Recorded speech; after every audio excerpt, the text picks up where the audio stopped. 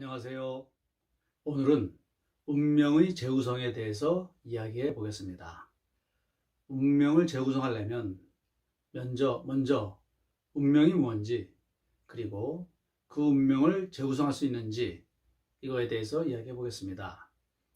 본격적으로 이야기하기 전에 여러 해 전에 어떤 애니메이션에서 다음과 같은 글을 시작으로 영화를 시작했는데 그 글이 인상적이어서 한번 적어 보겠습니다.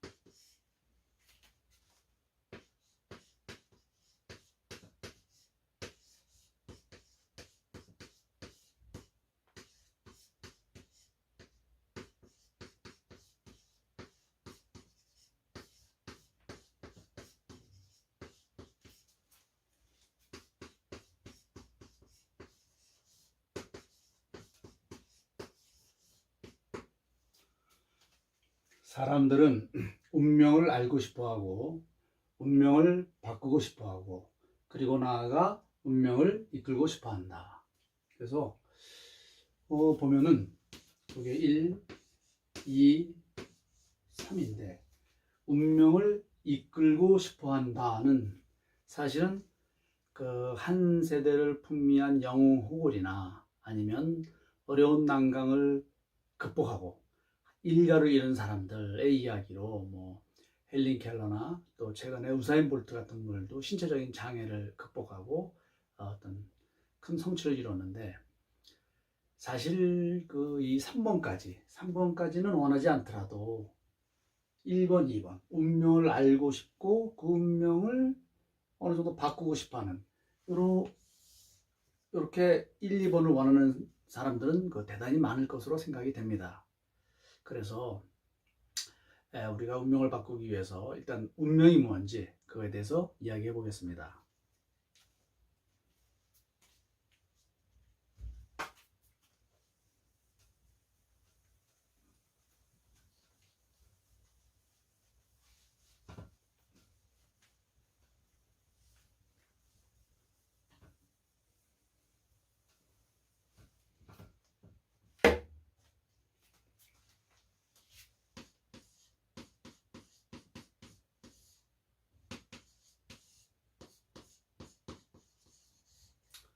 자, 이 운명하면 어떤 초인적인 힘에 의해서 어쩔 수 없는, 바꿀 수 없는 그러한 처지나 상황 이런 것들을 운명이라고 하는데 그러면 명리적으로는 운명을 어떻게 말하는가? 명리적으로는 요 명은 사주,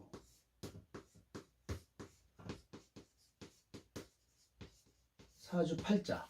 요 명은 사주팔자가 되겠습니다. 그래서 이 사주의 주인을 명주라고 표현을 하지요. 그 다음에 이 운은 뭐냐? 운은 대운, 세운, 월운 이런 등등 운을 얘기하는데 그러면 사람이 태어나는 순간 요 사주팔자가 정해집니다. 사주팔자가 정해지지요. 그 다음에 사주팔자가 정해지면 요 대운이 또 정해집니다. 그리고 요 세운하고 월운, 이런 운은 모든 사람에게 똑같이 다가오는 기운입니다. 그러면 운명에서 태어나자마자 요거 정해지고 이거 정해지고 요거는 똑같이 다가온다면 바꾸거나 변할 수 있는 여지가 없지 않느냐. 이렇게 생각할 수가 있습니다. 그런데 이 사람의 삶을 다시 한번 잘 들여다보면 사람의 삶은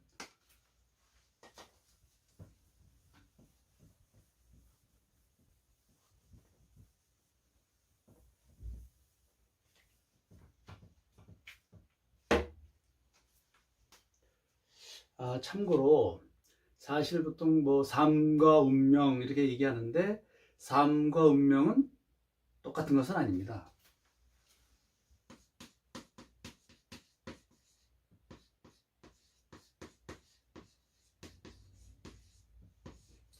똑같지는 않죠. 그러나 사람이 살아가는 모습을 보면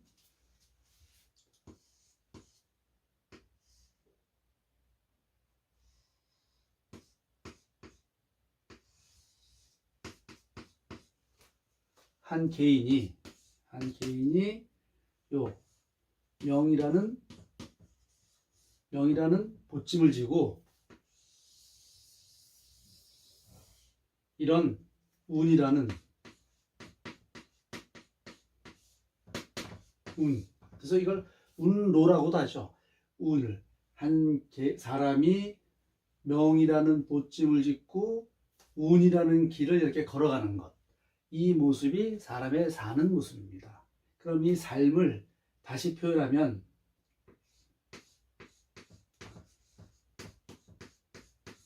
천시,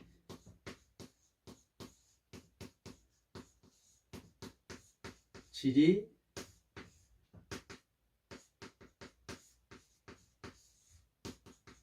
인위 이렇게 표시가 됐는데 바로 천지인이죠.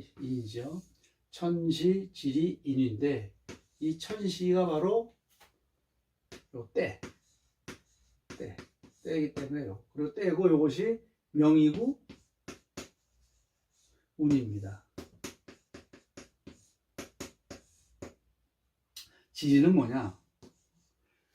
사람이 태어나면 그러니까 지리적으로 서울에서 태어날 수도 있고 또 뭐 서울에서 태어날 수도 있고 또 뭐 충청도에서 태어날 수도 있고 또 뭐 뉴욕에서 태어날 수도 있고 그러나 이 태어난 장소에 따라서 그 사람의 삶이 확연히 바뀔 겁니다. 또 그 태어났을 때 환경이라는 것은 태어났는데 아버지가 왕이야. 그럼 어떡하겠습니까? 뭐 어쩔 수 없이 왕자로 살아야겠죠. 태어났더니 할아버지가 대그룹의 회장이야. 그러면 어쩔 수 없이 재벌 3세로 살아야겠죠. 물론 다른 사람에 비해서 굉장히 좋은 조건, 좋은 조건이라면 좋은 조건에서 이제 삶을 살아가겠죠. 그런가 하면 뭐 8남매 막내 아들의 또 저 첩첩산중에서 약초를 캐면서 살아가는 집안의 자식으로 태어났을 경우에 역시 같이 태어났다 하더라도 같은 때에 태어났다고 해도 확연히 다른 삶을 살아가게 됩니다. 그래서 이거는 일단 포괄적으로 환경이라고 표현할 수가 있겠죠. 인위는 뭐냐? 인위는 사람의 행위입니다. 행위.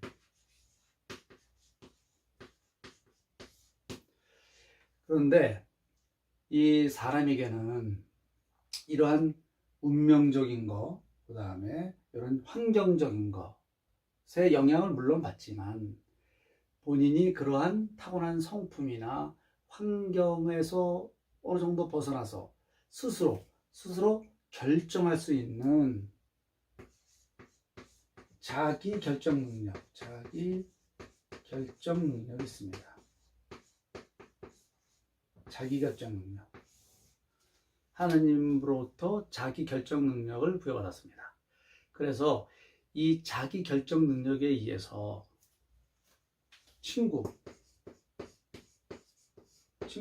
어떤 친구를 사귈 수도 있고 사귀지 않을 수도 있지 않습니까? 또 배우자.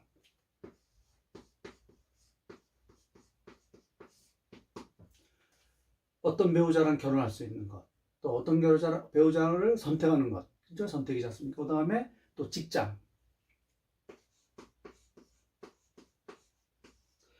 이러한 친구, 배우자, 직장 것들은 또한 환경이지만 자기 결정 능력에 의해서 본인이 스스로 선택을 할 수가 있습니다. 직장도 인사권자가 본인을 선택한 것 같지만 취직하는 사람도 그 회사를 선택을 한 겁니다. 그죠? 그래서 이러한 자기 결정 능력에 의해서 선택한 것들이 또 환경을 이루면서 자기의 운명에 영향을 미칩니다.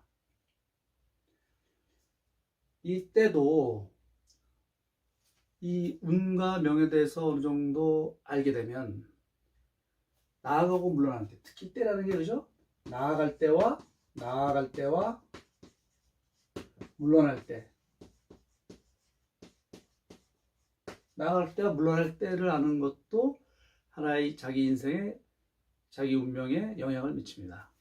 그래서 우리가 요 자기 결정 능력을 그러면 어떻게 할 거냐? 그러면 자기 결정 능력을 잘 발휘하기 위해서 이렇게 타고난 성품을 일단 아는 것이 중요하겠죠. 그것을 사주를 통해서 자기의 성품을 알게 되면 그 성품의 그 장점은 살리고 단점은 보완하는 방법으로 이렇게 한번 진행을 해보겠습니다.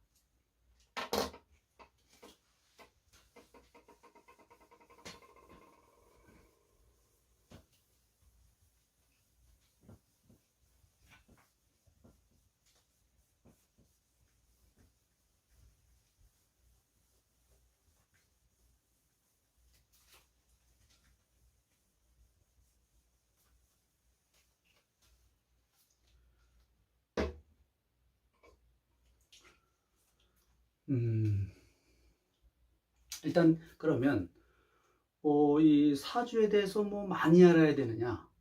그렇지 않습니다. 사주에 대해서 모른다 하더라도 본인의 어떤 그런 타고난 성품에 대해서 알 수 있는 그런 키워드가 있습니다.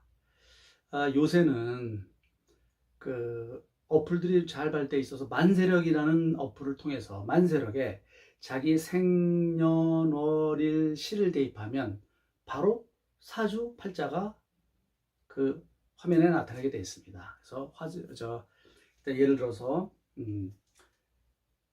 만약에 이제 요걸 알기 전에 몇 가지 이제 기본적인 지식 정도는 알고 있어야 되는데, 그게 뭐냐면은 사주팔자에 표현되어 있는 거 보면 화면에 이렇게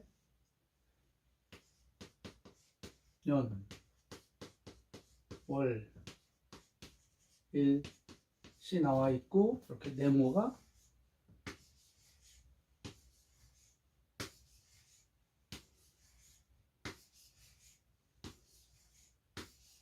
이렇게 8글자가 나오는데, 이 안에 이제 무슨 뭐 글자들이 들어있는데, 여기서 눈여겨볼 거는 요거 여기가 중심이 된다는 거. 중심. 요게 중심이 되는 거예요. 중심. 1. 오른쪽에서 하나, 둘, 세 번째 위에 있는 글씨가 중심이 됩니다. 그리고 거기에 보면은 이렇게 뭐 노란색, 또 뭐 노란색, 뭐 적색, 그다음에 또 뭐 흰색, 검은색은 백목이 없으니까 이렇게 검은색, 이걸 검은색이라고 하시죠. 검은색. 이렇게 색깔이 나타나기 때문에 일단 요 색깔을 중심으로 보기만 하면 됩니다. 여러분 일단 요 월을 중심으로 한다는 거. 첫째가 요 일례주, 요 일에 있는 일주의 위에 있는 글자가 일단 요게 중심이다. 요게 중심입니다. 두 번째, 이제 오행이라고 하는데, 오행은 목화토금수입니다. 일단 오행의 흐름은 목, 화, 토, 금, 수, 목화토금수, 또 목화토금수, 이런 식으로 이렇게 흘러간다는 거죠. 이렇게 목화 토금수, 목화 토금수. 내가 만약에 요 중심에 토라는 글자가 있었다면 토금수를 중심으로 토금수 이렇게 나온다는 거죠. 그 다음에 세 번째, 목은 청색이고, 요 목은 청색. 그 다음에 화는 적색, 토는 황색, 노란색, 금은 흰색, 수는 흑색. 요렇게 사주 팔자가 표시가 돼, 색깔이 표시가 돼요. 그러면 그러니까 목화토금수가 모르더라도 그러면 색깔은 적청황흰 흑색, 적청황흑 흑색 이런 식으로 배치를 해야겠구나. 그죠? 그 다음에 네 번째는 자, 항상 뭐든지 사주에서도 뭐가 문제냐면 아주 강한 거, 그 다음에 약한 거, 없는 것, 이게 문제가 되는 겁니다. 항상 그냥 적당히 강해야 되는데 아주 강한 거, 또 약한 거, 또 없는 것, 이런 아주 강한 것, 약한 것, 그 다음에 없는 것, 요것이 문제가 된다는 거죠. 그러니까 요 사항 정도는 이제 기본적으로 알고 있어야 돼요. 그다음에 그래서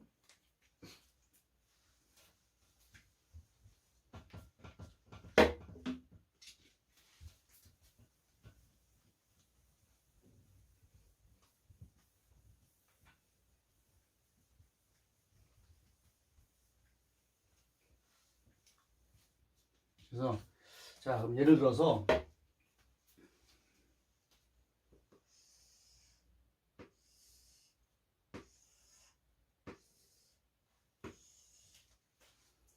처음에 여기 목이었어요. 목.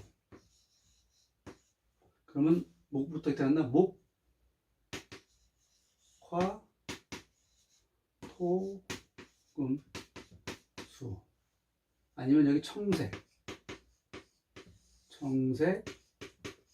적색,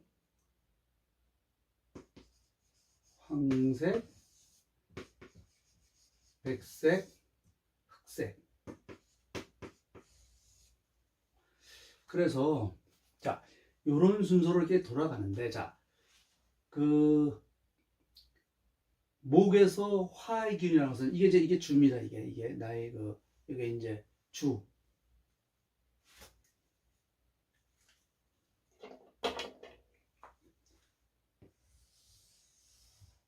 요게 만약에 중심이란 말이죠.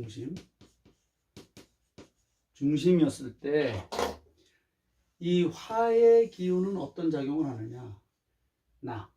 나의 생각을 표현한대.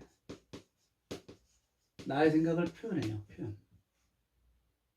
그 다음에 나를 표현하고, 그 다음에 이 토는 뭐냐? 토는 나의 행동하는 거죠. 행동을 해. 그 다음에 그래서 결과를 도출해요. 결과를 도출한다. 그 다음에 어떤 현실적 감각.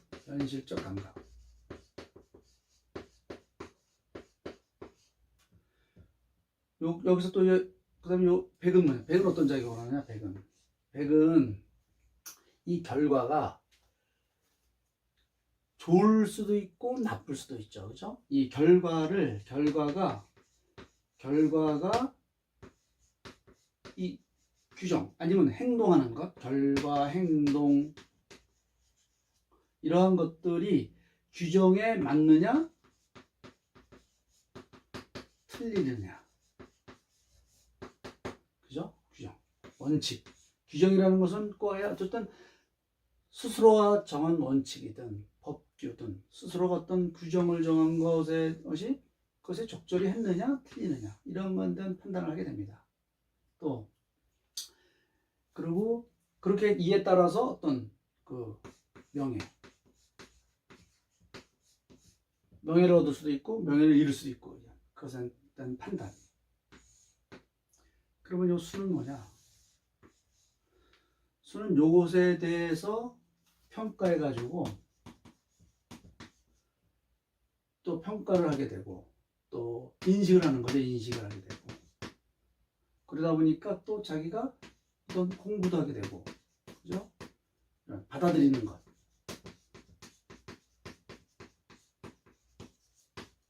이런 것들을 다시 피드백하기 위해서 받아들이거나 또 새로운 그거에 대한 첨부 지식을 얻는다든지 어떤 이게 지식적인 면. 그렇게 해서 이것을 요건 또 요 과정은 뭐냐면 요거는 요것을 자기 것화내면 자기 것화. 자기 것화한다 이거 자기 것화. 내 거화. 그죠? 자기 거화. 내 거화. 요렇게 이제 순서대로 돌아가는데 내가 표현을 하고 행동을 하고 그것을 행동이 제대로 됐는지 아닌지를 판단을 하고 그 이러한 것들을 다시 인식을 하고 피드백을 하고 그것을 내 거화. 인식을 안 되면 내 거화야 되겠죠. 근데 여기서 아까 말했지만 문제가 뭐예요? 아주 강한 거. 그 다음에 두 번째 약한 거. 없는 것. 이게 문제라고 그랬잖아요. 일단은 적절히 강하다는 건 뭐냐면 여기서 일로 넘어오는 요 성분의 장점이 발현된다는 거예요. 좋다는 것은 뭐냐면 그 성분의 장점이 발현되는데 이런 경우에는 단점이 발현될 수 있다. 단점이. 예를 들어서 표현을 하는데 적절히 표현하면 자기 생각을 적절히 의사 표현을 하고 또 의사 표현을 적절히 하니까 상대방도 그 표현한 사람을 이해하게 되고 또 잘 표현하기 때문에 즐겁게 받아들이는데 이게 너무 강해. 그러면 어떠냐면 상대방을 같은 말을 해도 상대방의 그렇게 가슴을 콕콕 찌르는 말을 하는 사람들 있지 않습니까? 그냥 그리고 통제가 안 돼서 생각나는 대로 얘기해요. 그냥 생각나는 대로. 상대방이 그것을 어떻게 받아들일지는 그건 뭐 두 번째 문제고 그냥 나는 생각나는 대로. 그것이 강할 때의 장점입니다. 약하거나 없어. 이 표현을 약하거나 잘 못해. 잘 못하면 어떤 문제가 발생하느냐면 자기 생각이 머릿속에 있는데 표현이 안 되는 거예요. 그러다 보니까 이런 경우 있지 않습니까? 학창시절에 친구네 집에 놀러가서 친구 어머니가 너 밥 안 먹었지? 야, 밥 먹어라. 사실은 밥 먹고 왔어요. 밥 먹고 왔는데 그거 나 밥 먹고 왔어요 말을 못 해가지고 네 하고서 앉아가지고 한 그릇을 더 먹느라고 그냥 아주 한마디로 그냥 배 터져 죽는 줄 아는 경우도 있고 또 반대로 사실 밥을 안 먹었는데 너 밥 먹었지? 그러면 사실 그걸 적절히 표현해서 아 어머니 저 밥 주세요. 밥을 먹으면 돼요. 근데 그걸 말을 못 해가지고 네 그래가지고 그냥 뱃속에서 꼬르륵 소리 난다는데 저녁 굶고 뭐 이런 거 그죠? 그 다음에 행동. 이 행동도 적절히 행동하면 실행력이 있는 거예요. 그죠? 그런데 약하면 실행을 못하고 실행을 못하니까 결과가 없겠고 또 이게 강하면 그거 있잖아요. 그런 사람 있잖아요. 말보다 행동이 앞선다는 사람, 말하기 전에 주먹부터 날아가는 사람, 그죠? 그 문제가 되는 거 아닙니까? 그죠? 그래서 이런 그런 문제가 발생할 수 있어요. 또 요건 뭐냐면 규정.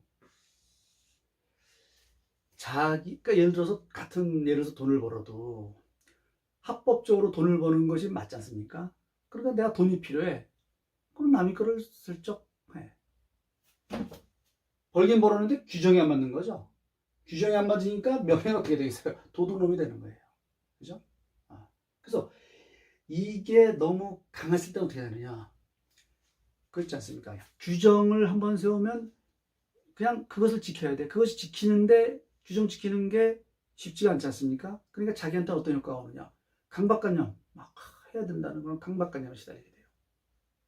또 이게 또 너무 강하면 또 그걸 뛰어넘어서 나도 지킬 뿐만 아니라 남이 못 지키는 것도 못 참는 거예요.